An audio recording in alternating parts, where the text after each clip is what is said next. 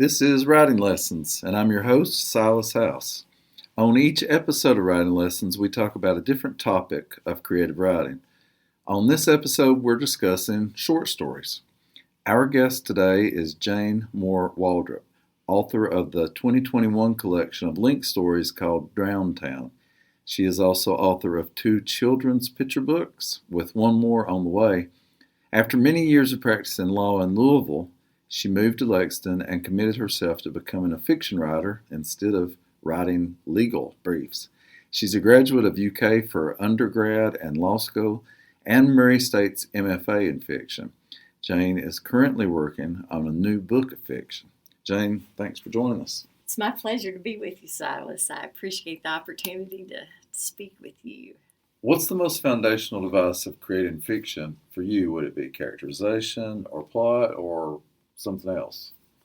Well, I think characterization is really important because when I read, as a reader, the characters are so important to me. That's what leads me into a book as a reader, and I think it's the same as a writer. This character comes to a writer, comes to me, and almost becomes like an imaginary friend as I explore that person, that character, and whatever is going to happen to them in the story. I think plot, because I'm not as much of a plot writer. Me either. I like characterization. But probably the most important thing as a story is really coming together is place. Yes. To me, certain places trigger me sitting down at my desk to write a story because of whatever has inspired me at a certain place. So I think whenever I have visited places, locations, it seems to be, if I feel this connection, that is a big part of the inspiration for a story that may come from that. Right. Yeah, I don't think enough people lead with place. And in fact, often it feels like a story's happening in a vacuum. Yes. And that really makes me crave more sense of place. Yes. And then when I think back to my favorite short story collections, place is so important in those. You know, and for me, as a writer who grew up in Western Kentucky, not many stories or novels were written about Western Kentucky, have been written, until Bobby Ann Mason and her short story collection, Shiloh and Other Stories, really made a huge difference in not only what I like to read, that it was recognizable to me, that the locations and the sense of place there is so strong, but as a writer, it also gave me permission to write about things that I am familiar with. It doesn't have to be an exotic location. Exactly. And I think that was really important when Bobby Ann led us to that in the early 1980s. That was a big change, I think. Yeah, TV and the movies leads us to believe that stories are only important if they happen in New York City or Los Angeles, right? Yes. And so literature has corrected that in a big way, but still not enough. Still not enough, but there are more examples than when I was, a college student reading Winesburg, Ohio, or, places really important in those, classic short story collections. But it really made a big difference when I started recognizing places that I knew and characters that I might know, and the details of their lives were so recognizable. That was monumental for me as a writer and as an aspiring fiction writer. Me too. And then, Crystal Wilkinson's story collections, and they're just more opportunities with beautiful writing that explores things that we take as familiar and but are yet so unique. Right.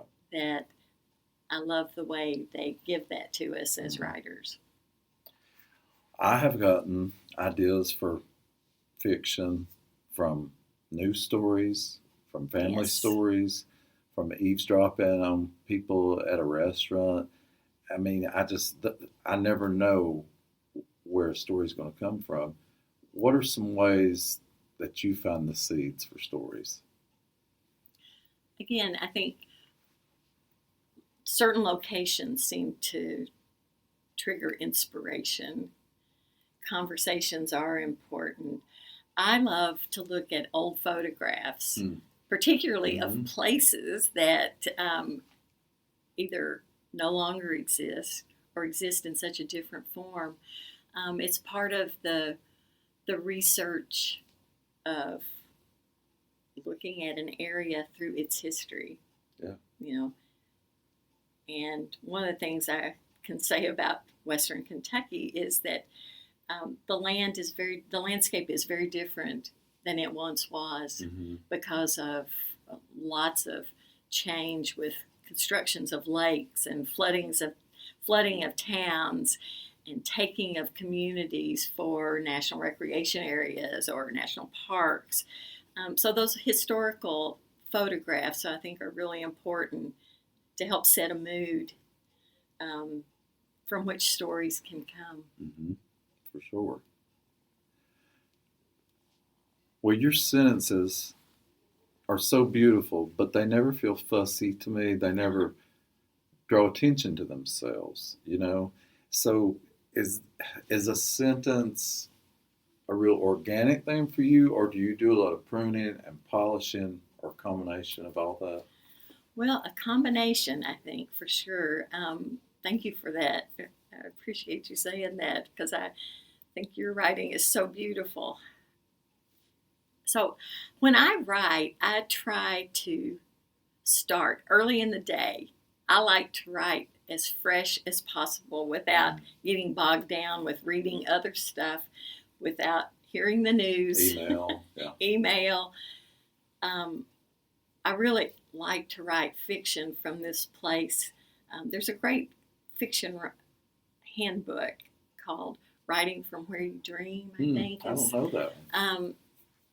And it's a wonderful book that sort of helps you think about sitting down at your desk fresh and stepping into the shoes of your characters fresh, you know. And I think that's been a really good lesson for me. So when I'm doing a draft of a story, when I have been writing and try to write as much as I can, sort of without constraint. I know where the story may be going. I know the character as I'm developing it. But I think revision is the important way to, it's a sort of a left brain, right brain kind of exercise to me. There's the creative side to it. And then when you get that part done, you have to get more to the analytical, the editing, the other side of your brain that does, you know, the sort of the business side of writing, not just the creative aspect.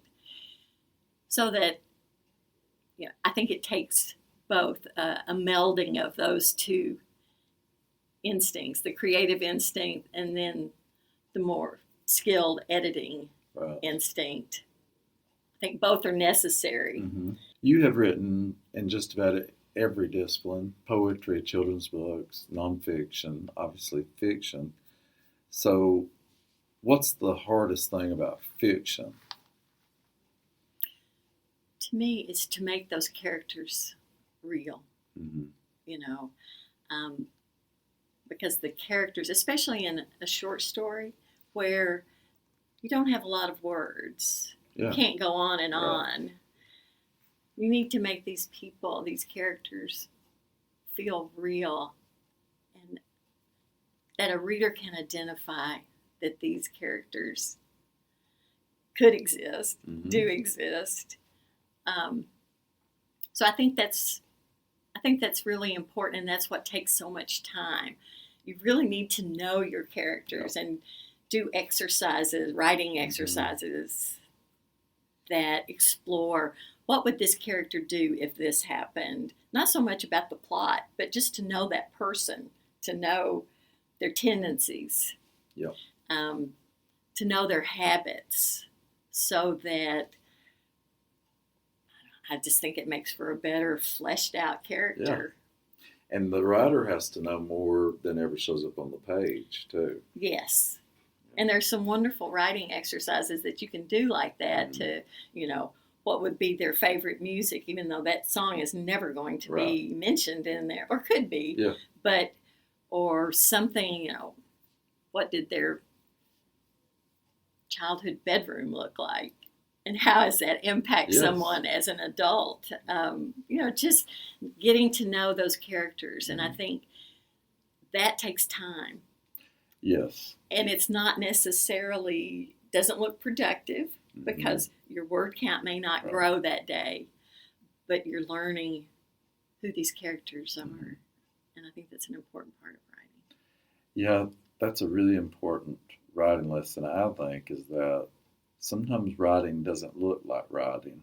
Sometimes writing is walking in the woods. Right. Sometimes it's eavesdropping. Right. I think for me, the biggest part of writing is when I'm not at my laptop. Right. I need to formulate all that to come to the laptop so that I'm not staring at a blank page. And don't you think that a lot of, especially young writers, will say, well, I just can't get right. I can't get started. And so I think when you think you can't get started, it's because you haven't done enough prep before you sit down to put words on the page. Right. Well, I think that there's so much pressure to get so many words written a day, or you feel like you're not being a real writer. But I do think those moments of life and just really curiosity and discovery will show up in the writing when you sit down to your computer, or if you write in longhand. I'm a computer writer. Me too. Would you say that every minute of the day you're living as a writer, no matter what the situation is, there's material that you may find, right? Yes. Or do you turn it off ever? Well, I'm not sure I ever turn off how I notice details and how I notice the way things look, or the way things feel, or the way the wind sounds. I'm not sure you ever turn that off completely. Yeah. I'm not taking notes or anything unless something really is important, and I'm afraid I'll forget it.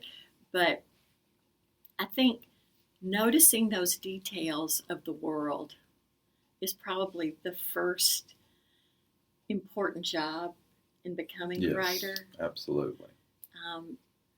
To try to capture a landscape in words, to capture the feel of a kitchen when a meal is being prepared. All of those things are noticing those details. And stories, even though you do have a limited word count, you need to capture those details in order to place the character in a situation. And it's those details, just little physical details about the way someone looks. Doesn't have to take up a lot of paragraph space, but just some key words and very distilled descriptions. I think that's really important, and that comes from noticing and in your mind documenting these details. So your first book of fiction couldn't be read. You can read each story individually, sort of skip around if you want to, or you can read it straight through like a novel. So it sort of is a book of short stories, but it can also be a novel. So we tend to call that linked stories. Right. So just why do you like that form? I like that form because I like writing stories. Mm-hmm. I think you can capture the bigger picture, though, in a collection of stories by somehow connecting them into one larger story. Yes. Does that make any sense? I think that by definition, a short story has a form, has a structure, and it's usually a very internal kind of story, usually a limited cast of characters. And it's important to, I think, in short story writing, to distill that story as much as possible. But if you want to tell a bigger story and develop the characters who may be attached to your primary character, link stories provide that long narrative. You know, I love novels, but I also like to write in short story form. So, for example, a book that really changed my own writing is Olive Kitteridge. Yes. And it was Elizabeth Strout. Elizabeth Strout. And to me, the form that Elizabeth Strout used in that book gives you these very close relationships with many characters. And you get to know so many of the people, not just Olive Kitteridge, the character, but all of the people around her. The town is, again, place and location is so important, because I'm not sure that book could be set anywhere else other than this town in Maine. So I like that form because you can go back and forth in time. You're not restricted to one sort of linear sequence or chronology. And that was one of the reasons I chose the form for Drowned Town, just because I could bring in voices from the past. I could bring in different forms of loss. Mm-hmm. So it was a way of enlarging the story. Right. And I think that's, I just read recently a book, a linked story collection called The History of Sound. Oh, I love that book. I did too. And it's brilliant. To me, it is really brilliant the way it's structured. Yeah. And it's by Ben Shattuck. Yeah. It's so uniquely structured. Mm-hmm. And I found it just completely enthralling. Me too. And it was a time, it was not chronological. Mm-hmm. Sometimes you're in the 1600s. Sometimes you're in right now. Yes. Yeah, it's creative. So creative. Very creative. Well, you said several things in that I think are great writing lessons on, particularly how to write a short story. One thing, it's a limited cast of characters. Yes. And that's much different than a novel where you can have, 30 characters because you have this big canvas. Well, in a short story, you have a smaller canvas, so you need fewer characters. Are there other, I don't want to say rules, but sort of markers that you go by for a short story? Even from, say, a high school writing class, high school English class, you learn the structure of short stories. Mm-hmm. And so many times people have their first writing experiences as a high schooler or as a middle schooler with short stories. And there are formulas, conflict, crisis, resolution. Right. There are structures, and the epiphany moment. Mm-hmm. And I think my favorite short stories are ones where those structural issues are a little more invisible than boom. Right. Someone had an epiphany, and so I think the structure is important, but it doesn't have to be controlling and obvious. Yes. Because I think organically, epiphanies don't just come out of nowhere. It has to come through the story. and the resolutions. And it also, I don't think it can be just wrapped up neatly, like with a bow at the end that, oh, that's what happened. Yeah. I think the reader deserves a little more flexibility to figure that out themselves. It was important to me as a writer when a writing teacher eventually told me that an ending could be ambiguous. Because I think that, like, we're raised on fairy tales and those sorts of things that are all wrapped up in a neat little bow. Right. And so we tend to want to do that. But you think more about a story if you read it and it's not all wrapped up. There's some ambiguity, right? Right. So I'm glad you mentioned that. Better for discussion, too. You know, that a reader can take it in several directions. Mm-hmm. But I do think there needs to be some, solidity there. Ambiguity without confusion. Yes. And ambiguity without a sense of just like, sometimes it might just feel like, well, the writer just didn't know how to end it. Right. And that's not good. Exactly. You don't want to put the bow on it because that's too complete an ending. But you also need to know where to end it. So as a writer, that's always an issue. Have I really gotten to the place where this story needs to end? That's the other thing I think about short stories is with a novel, I'm thinking of a pretty grand theme, a pretty big abstract notion or theme.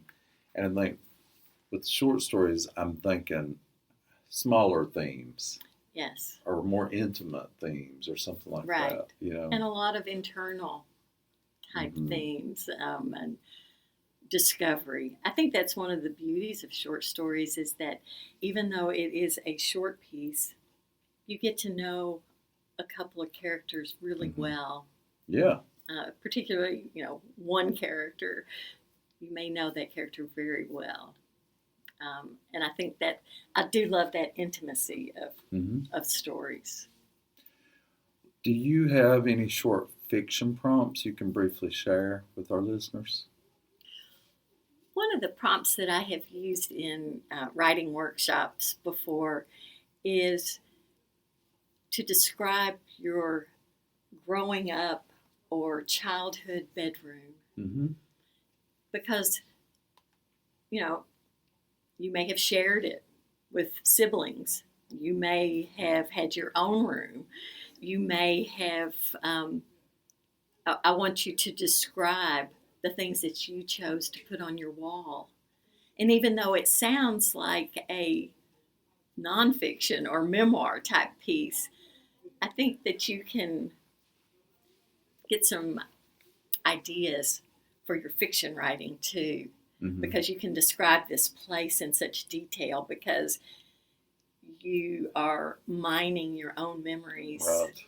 And you can pull a lot of really interesting period pieces out of it and the way, my bedroom in 1968 or whatever is going to look and is going to fit into something that I'm going to write from that era or a 1997 memory is going to look different. So I think it's a good prompt to think about details too, and to think about this place that you know so intimately. Right. You could also write about it not just from childhood, but any time in your life. A room that was important to you. Yes. Because I think it's or the yard that was important to you growing up. I think that's also important in establishing place. And I think that's always a good exercise. Yeah. A writing prompt I often use is I have writers make a blueprint of a house that is most important to them. And then in each room, they come up with 3 things that happen.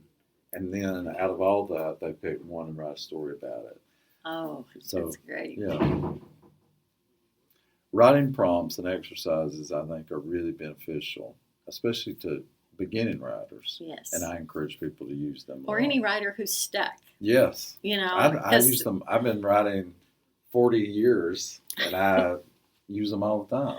Well, I'm finding it's an important topic for me right now because my last 3 books have been children's picture books, which I'm shifting gears to get back to a longer fiction piece that I'm working on.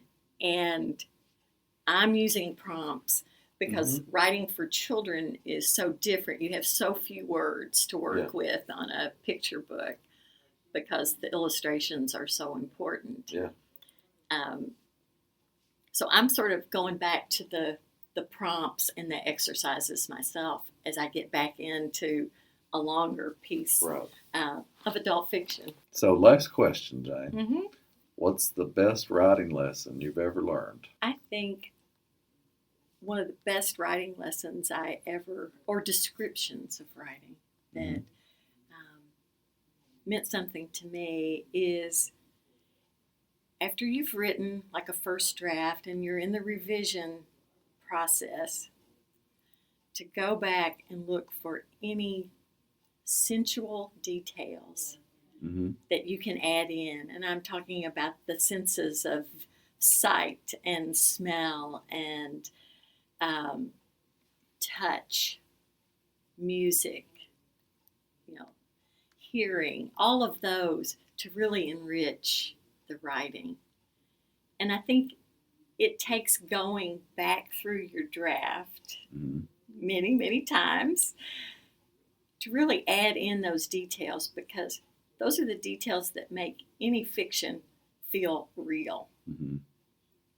You can use the same process in going back through in revision to look for words that don't seem to fit.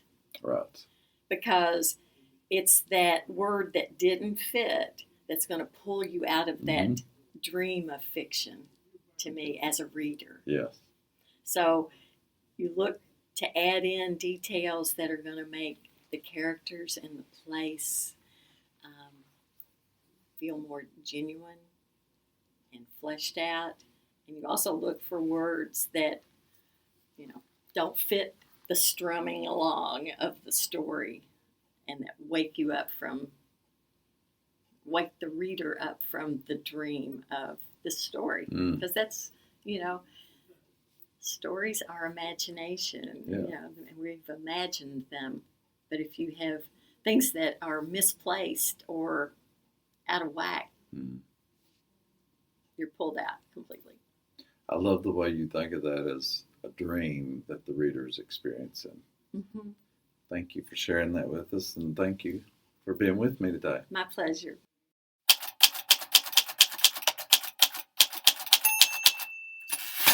Writing Lessons is an initiative of the 2024-2025 Kentucky Poet Laureate. That's me, Silas House.